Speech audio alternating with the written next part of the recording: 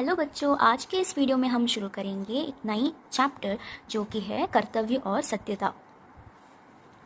तो चलिए इस पार्ट को हम शुरू करते हैं। तो सबसे पहले पैराग्राफ में लेखक ने कहा है कि कर्तव्य वह कार्य है जिसे करना हमारा परम धर्म होता है। यदि हम अपने कर्तव्यों का पालन नहीं करते हैं तो हम अपनी और दूसरों की नज़रों में गिर जाते हैं। तो कर्तव्य का आरंभ और शुरुआत हमारे घर से ही होती है।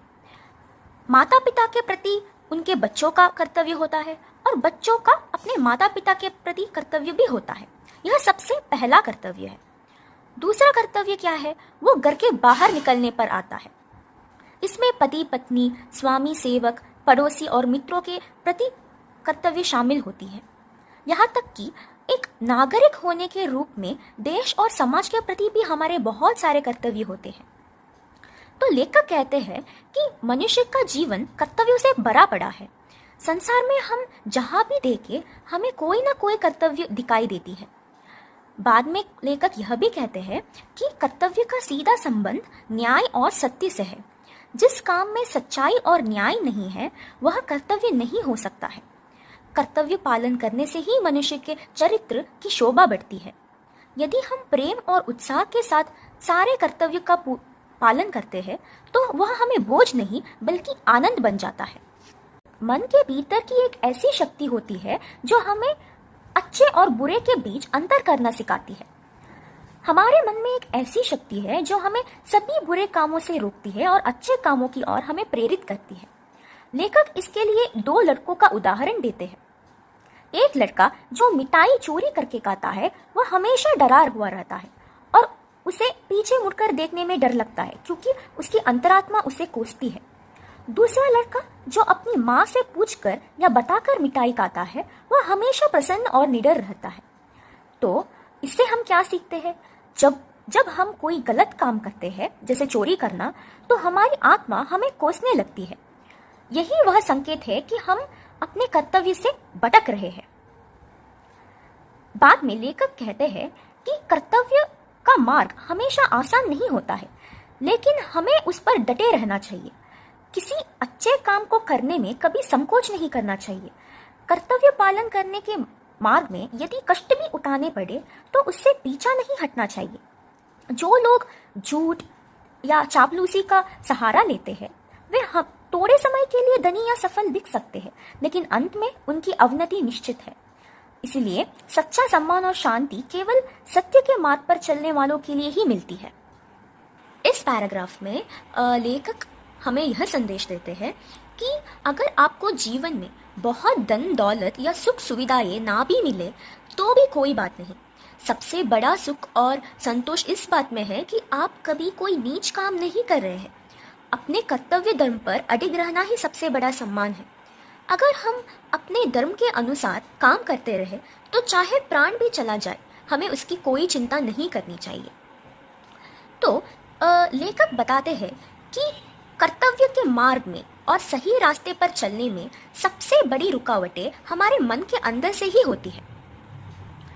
तो उसमें पहला होता है चित्त की चंचलता। चित्त की चंचलता मतलब मन का एक जगह स्थिर ना रहना। दूसरा होता है उद्देश्य की अस्थिरता। इसका मतलब है अपने लक्ष्य को बार बार बदलना। तीसरा होता है मन की निर्बलता। इसका मतलब होता है इच्छा शक्ति की कमी होना। मनुष्य के मन अक्सर दो पक्षों के बीच में फंस जाता है। एक और आत्मा की आवाज जो अच्छे और बुरे का ज्ञान कराती है, तो दूसरे और आलस्य और स्वार्थपरता जो हमें हमेशा गलत रास्ते पर ले जाती है। तो यदि मनुष्य का मन कमजोर होता है और वह दुविधा में पड़ा रहता है तो अंत में स्वार्थ ही जीत जाता है। स्वार्थपरता इंसान को घृणा का योग्य बना देता है। तो लेखक इसीलिए हमें यह सलाह देते हैं कि जब आपकी आत्मा कुछ गलत काम करने से रोके तो हमें उस काम को कभी नहीं करना चाहिए। जब आपकी आत्मा कहे कि कोई काम सही है तो बिना अपना स्वार्थ सोचे उसे तुरंत ही कर देना चाहिए। अगर आप सोचने में समय बर्बाद करेंगे तो मन का लालच आपको रोक देता है। जब आप बार बार सही काम करने की आदत डालेंगे तो आपके मन से डर निकल जाएगा और आप एक महान व्यक्ति बन सकेंगे। लेखक बाद में एक उदाहरण देते हुए एक प्रसिद्ध घटना का वर्णन करते हैं। तो एक बार एक अंग्रेज जहाज बीच समुद्र में था, उसमें एक छेद हो गया था, मतलब एक होल हो गया था, और उसमें पानी भरने लगा। तो उस जहाज पर बहुत सारी महिलाएं, बच्चे और पुरुष थे। जब जहाज को डूबने से बचाने के सारे प्रयास करने लगे तो सब कुछ असफल हो गया। तो उस पोत यानी उस जहाज पर रहने वाले पुरुषों ने यह निर्णय लिया कि वे अपनी जान की परवाह ना करके पहले बच्चों और महिलाओं की जान बचाए। तो उन्होंने वहां पे उपलब्ध छोटी छोटी नाव यानी छोटी छोटी बोट पर सभी महिलाओं और बच्चों को सुरक्षित चढ़ाकर विदा कर दिया। बाद में उस जहाज में रहने वाले उस डूबते हुए जहाज में रहने वाले पुरुषों ने छत पर शांत भाव से खड़े रहे। उन्होंने ईश्वर को धन्यवाद किया कि वे अपने कर्तव्य पूरा कर सके। जब पानी पूरी तरह भर गया तो जहाज डूब गया और वे सभी पुरुष डूब गए, लेकिन उन्होंने भागने या खुद को बचाने की कोशिश नहीं की, क्योंकि अगर वो अपने प्राणों को बचाने की कोशिश करते तो महिलाओं और बच्चों को नहीं बचा पाते। उन्होंने मौत को चुना ताकि दूसरों का जीवन सुरक्षित रहे। यही सच्ची कर्तव्य का पालन करना होता है। इसके विपरीत लेखक ने फ्रांस देश के पुरुषों की निंदा करते हुए एक कहानी बताते हैं कि वहां पर भी एक बार जहाज डूबने वाला था, पर उस जहाज में रहने वाले पुरुषों ने क्या किया, उन्होंने अपनी जान तो बचा ली, पर वहां पे रहने वाली महिलाएं और बच्चों को वहीं पर डूबने के लिए छोड़ दिया। उन्होंने अपने कर्तव्य से भागा। तो ऐसे स्वार्थ होकर अपने कर्तव्यों से भागने वालों को संसार में घृणा की दृष्टि से ही देखा जाता है। तो बाद में लेखक कहते हैं कि कर्तव्य पालन और सत्यता के बीच में एक बहुत गहरा और घनिष्ठ संबंध है। जो मनुष्य अपने कर्तव्य का पालन करता है वह अपने कामों और बातों में हमेशा सच्चा रहता है। वह सही समय पर सही तरीके से अपने कार्यों का पूरा करता है। तो दुनिया में कोई भी काम झूठ के सहारे लंबे समय तक नहीं चल सकता है। सफलता तभी मिलती है जब कार्यों में सच्चाई होती है। यदि किसी भी घर के सारे सदस्य झूठ बोलने लगे तो उस घर का कामकाज बिगड़ जाएगा और सभी दुखी भोगेंगे। इसलिए समाज और परिवार की खुशहाली के लिए हमेशा सत्य बोलना चाहिए। तो बाद में लेखक झूठ की उत्पत्ति के बारे में बोलते हैं। झूठ की उत्पत्ति पाप, कुटिलता और कायरता से होती है। समाज में जितने भी पाप है उनमें झूठ बोलना सबसे बुरा माना गया है। लोग अक्सर अपने डर या स्वार्थ को छिपाने के लिए झूठ का सहारा लेते हैं, जो अंत में विनाशकारी हो जाता है। लेखक बाद में कहते हैं कि बहुत से लोग अपनी ज़रूरत के हिसाब से झूठ बोलते हैं और उसे नीति या समय की आवश्यकता कहकर उसे सही ठहराते हैं।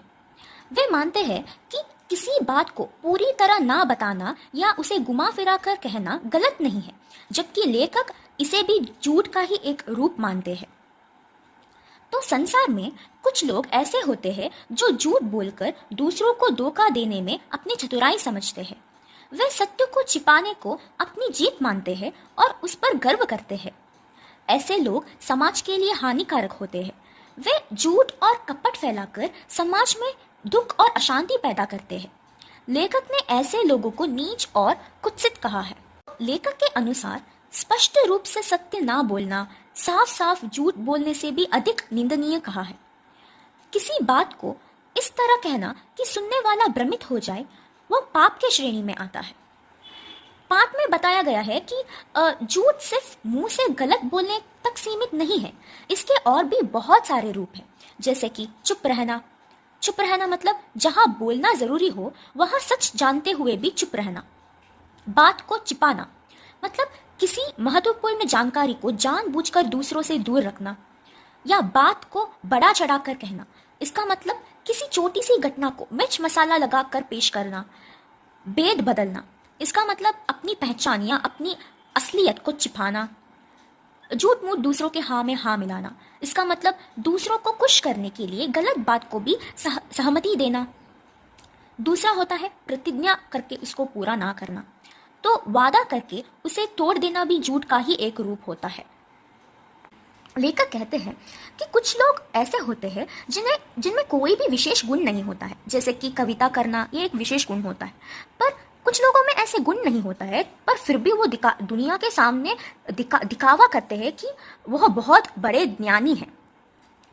तो ऐसे लोग सच स्वीकार करने के बजाय झूठ बोलते हैं। क्यों झूठ बोलते हैं? क्योंकि वे सच बोलने को अपना अपमान समझते हैं। वो मुझे यह करना नहीं आता, यह बोलने पर अपमानित महसूस करते हैं।